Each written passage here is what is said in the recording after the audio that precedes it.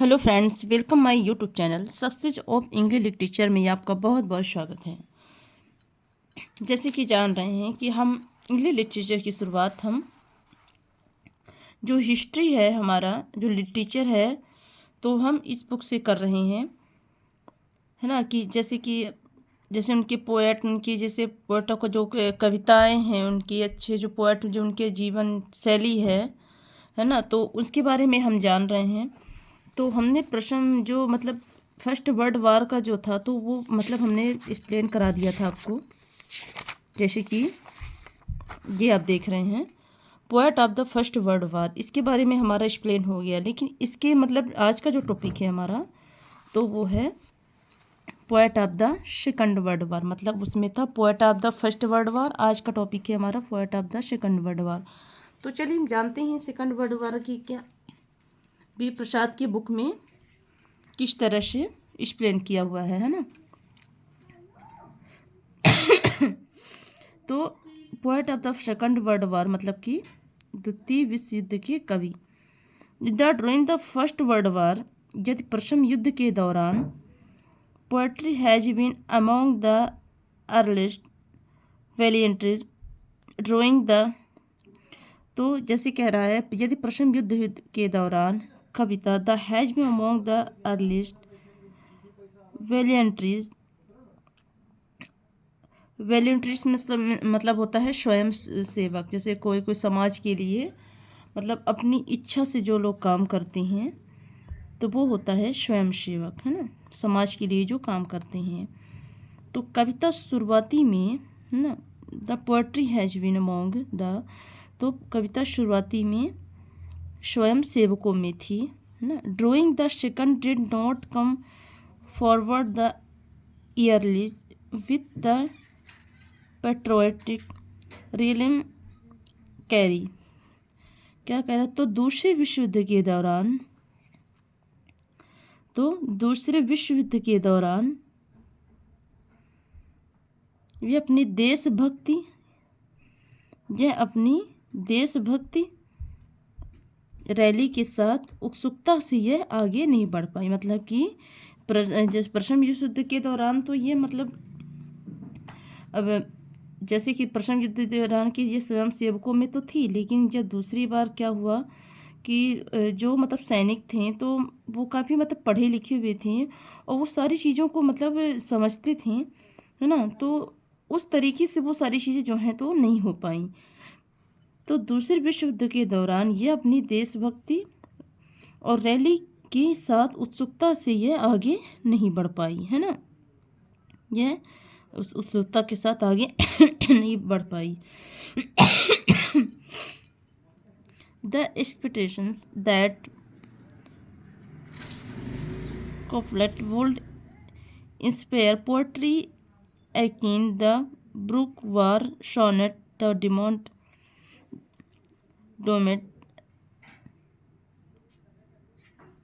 disappointment from the wing।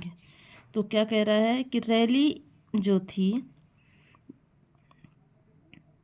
यह उम्मीद the expectations, यह उम्मीद की एक नया संघर्ष, यह उम्मीद की एक नया संघर्ष ब्रुक युद्ध के दौरान, ब्रुक वार यानी ब्रुक की युद्ध सोनेटस के समान थी, सोनेटस के समान थी। मतलब सोनेटन के समान कविता को क्या करेगा, ये प्रेरित करेगा। पर क्या हुआ यहाँ पर, डिसअपॉइंटमेंट फ्रॉम द बिगिनिंग, मतलब लेकिन शुरू से ही निराशा में थी, है ना। शुरू से ही यह निराशा में थी।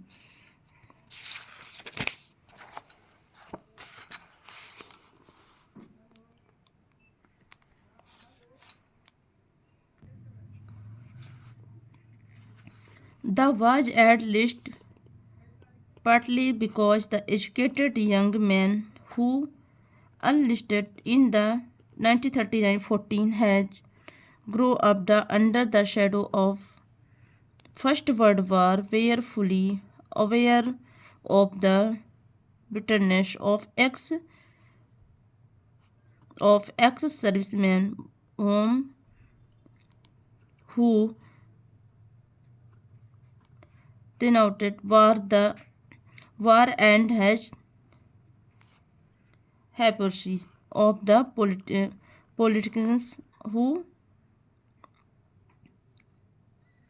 glorified it, है ना। तो क्या कह रहा है यहाँ पर,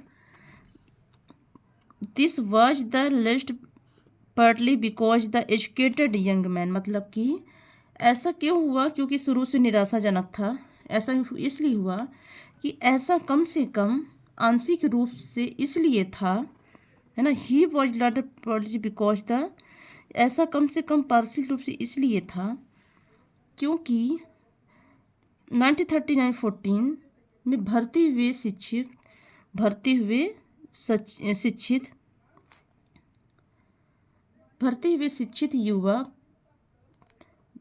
जो शिक्षित युवा थे, तो वह प्रथम युद्ध के दौरान shadow of the third war were fully aware, मतलब क्योंकि 1939-40 में जो भर्ती हुए शिक्षित युवा जो थे, तो प्रथम युद्ध की छाया में पले बढ़े थे। Shadow of the first world war they were fully, है ना।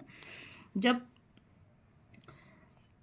इनके मतलब जो ये सेकंड वार जो युवा थे, तो उनके आने तक, मतलब बड़े होते होते ये तो या नहीं भी पैदा हुए होंगे, लेकिन वो मतलब उसी के कहते हैं ना कि उसी की लाइन से वो बड़े हुए हैं, है ना। तो जहाँ युद्ध हुआ तो वहीं की छाया में वो पले बढ़े हुए। तो क्या कहता है यहाँ पर कि जैसे प्रथम जो भर्ती हुए शिक्षित युवा जो थे, प्रथम युद्ध की छाया में बड़े हुए थे, और वो क्या करते थे वे काफ़ी क्या करते थे, वेयर फुली अवेयर विटनेस, मतलब वो काफ़ी निंदा करते थे, निंदा करने वाले पूर्व सैनिक की कड़वाहट, पूर्व सैनिक की जो the bitterness the ex serviceman who denounced war the हैस्परोसी, मतलब कह रहा है इसमें कि पूर्व सैनिकों की कड़वाहट और उसे महिमा मंडित करने वाले पॉलिटिकल्स तो हु द ग्लोरीफाइड इट, मतलब कि ये पूर्व सैनिक की कड़वाहट उसे महिमा मंडित करने वाले राजनेताओं के पाखंड से पूरी तरह से ये परिचित थे, क्योंकि वो युवा जो थे तो वो पढ़े लिखे हुए थे, और वो प्रथम युद्ध की जितनी भी सारी मतलब जो राजनेताओं का जो पाखंड है ना, उनका दोगलापन है, तो वो सारी चीज़ों से वो क्या थे, वो परिचित थे, है ना।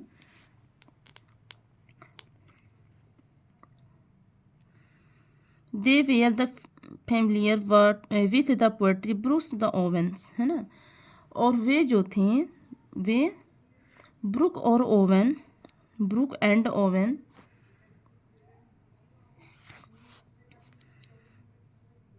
ससून एंड रोसेनबर्ग, ब्रुक और वोमेन, ससून एंड रोनेनबर्ग की कविता से वो क्या थे, परिचित थे। They were familiar with the poetry, वो कविता से क्या थे, वो परिचित थे, है ना।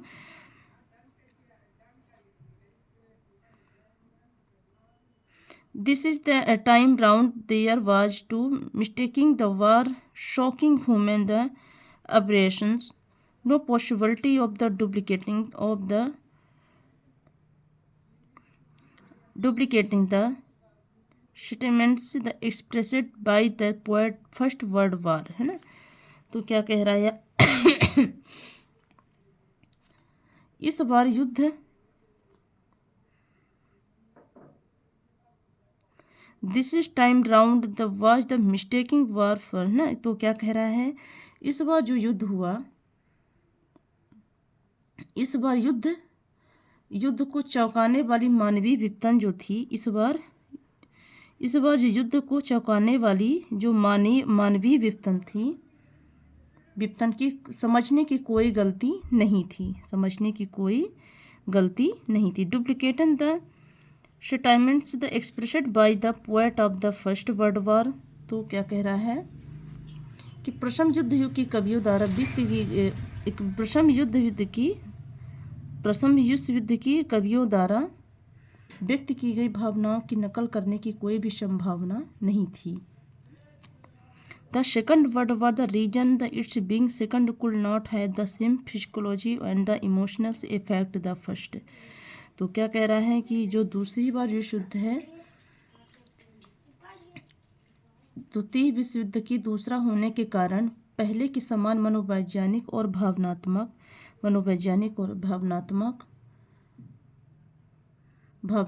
प्रभाव नहीं डाल सका। कोई भी मतलब गलत या मतलब पहले के समान मनोवैज्ञानिक और भावनात्मक प्रभाव नहीं डाल सका।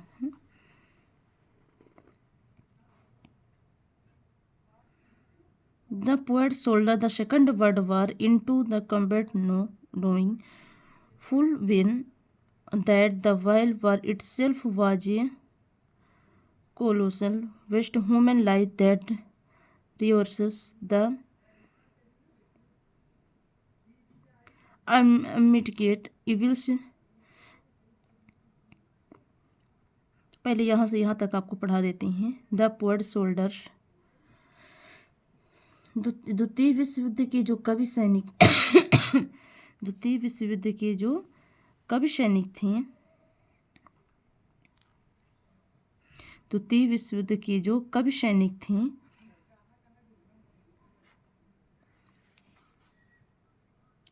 द्वितीय विश्व युद्ध के जो कवि सैनिक थे,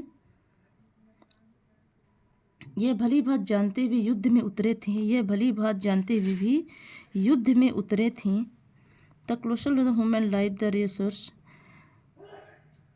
कि युद्ध अपने आप मानव जीवन संसाधनों की भारी बर्बादी है ना। युद्ध में तो वो गए लेकिन वो जानते हुए भी कि ये कितना नुकसान भरा है ना। तो युद्ध में अपने आप मानव जीवन संसाधनों की भारी बर्बादी है। और Nazi enemy had the efforts whatever the cost, है ना। तो क्या कह रहा है कि यह नाजी अत्याचार की असीमित बुराई, यह नाजी अत्याचार की असीमित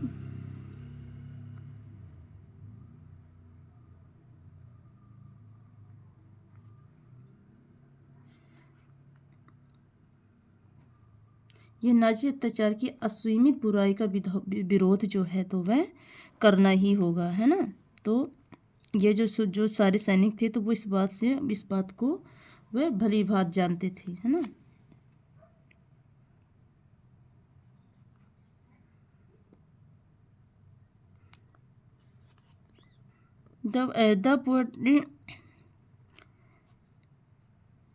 The poetry Second World War therefore forceful the evocations suffering the pains। और वो कह रहे थे कि जो पहले विश्व युद्ध की साहित्य प्रतिक्रिया की विशेषता है, चाहे इसकी कोई भी कीमत हो, इसलिए दूसरे विश्व युद्ध की, इसलिए उसने क्या किया, the poetry of the second world of their for lock, इसलिए वो क्या किए, दूसरे विश्व युद्ध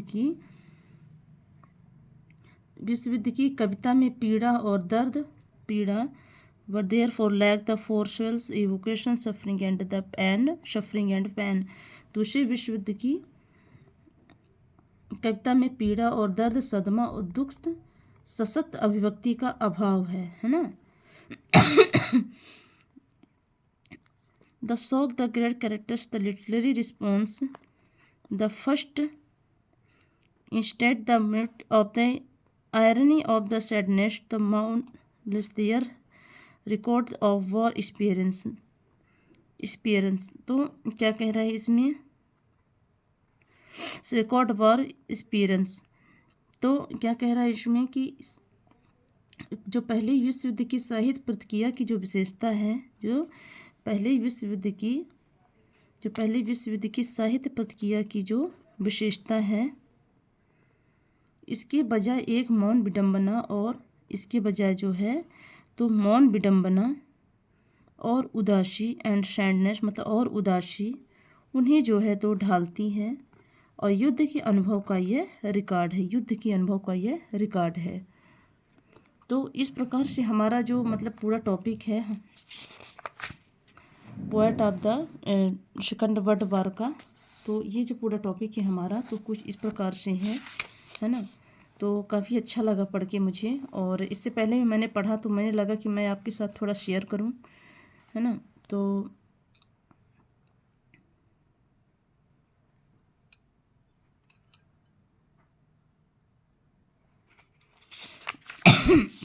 तो ये टॉपिक जो था तो यहाँ से यहाँ तक ही बेस्ट था, है ना।